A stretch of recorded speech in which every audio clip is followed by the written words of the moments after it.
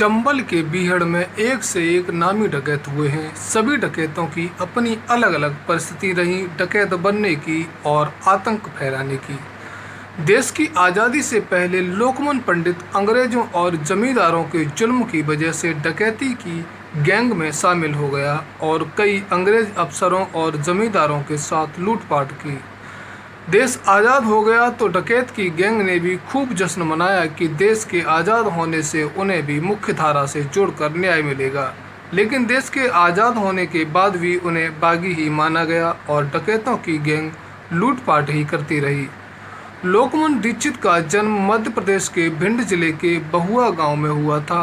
गांव के एक रसूखदार लोग लोकमान दीक्षित के परिवार पर जुल्म करते थे। एक दिन गांव के दबंगों ने लोकमान दीक्षित के पिता को चंबल नदी में फेंक दिया। पिता के साथ दबंगों द्वारा किया गया बर्ताव बेटे से सहन नहीं हुआ और लोकमान पंडित हथियार लेकर चंबल के बीहड़ में कूद गया और डकैत बन गया। चंबल के कुख्यात डकैत मानसिंह की गैंग में शामिल होने के बाद डकैत पंडित लोकमान दीक्षित उर्फ लोकू ने अपने दुश्मनों से बदला लिया। डाकू मानसिंह की गैंग का सबसे तेज तर्रार सदस्य लोकमान पंडित था। डाकू मानसिंह की गैंग का सेनापति की तरह लोकमान पंडित काम करता था। 1955 में डाकू मानसिंह की तबीयत बिगड़ने पर लोकमान दीक्षित को गैंग का सरदार घोषित किया गया। डाकू लोकमान दीक्षित ने अपनी गैंग के नियम कायदे और कानून बनाए। गैंग के अन्य सदस्य भी उसी तरह नियम की पालन किया करते थे और लूटपाट करते थे।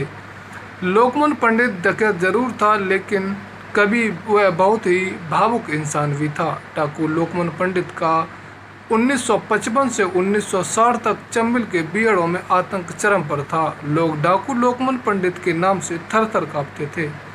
आगरा से ग्वालियर जाने से लोग डरते थे। लोकमान पंडित दीक्षित की गैंग डकैतों के वक्त उस घर की किसी भी महिला को हाथ तक नहीं लगाते थे, किसी बहन बेटी के गहने नहीं लूटते थे और किसी महिला के गले से मंगलसूत्र को हाथ नहीं लगाते थे। एक दिन डाकू लोकमान पंडित की भिड़ंत एक रिक्शे वाले से हो जाती है और रिक्शे वाले ने लोकमान पंडित को टक्कर मार दी।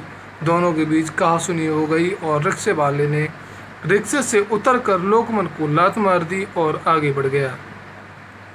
लोगों की डर की वजह से लोकमान पंडित रिक्शे वाले से कुछ नहीं बोला। अगर वह अपनी ताकत दिखाता तो उसे डर था कि लोग उसे पहचान जाएंगे और पुलिस के हवाले कर देंगे।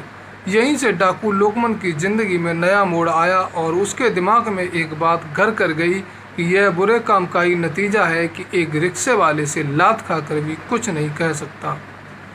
डाकू लोकमान दीक्षित के बड़े बेटे सतीश की मौत कैंसर की बीमारी से हो गई थी और छोटे बेटे अशोक की सड़क दुर्घटना में मौत हो गई। यहीं से लोकमान दीक्षित टूट गया और आचार्य विनोबा भावे के सामने हथियार डालकर आत्मसमर्पण कर दिया।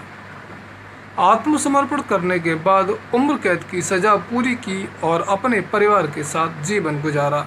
साथियों, ऐसी ही सच्ची कहानियाँ सुनने के लिए हमारे चैनल को सब्सक्राइब करें और वीडियो को लाइक करना ना भूलें। बहुत बहुत धन्यवाद।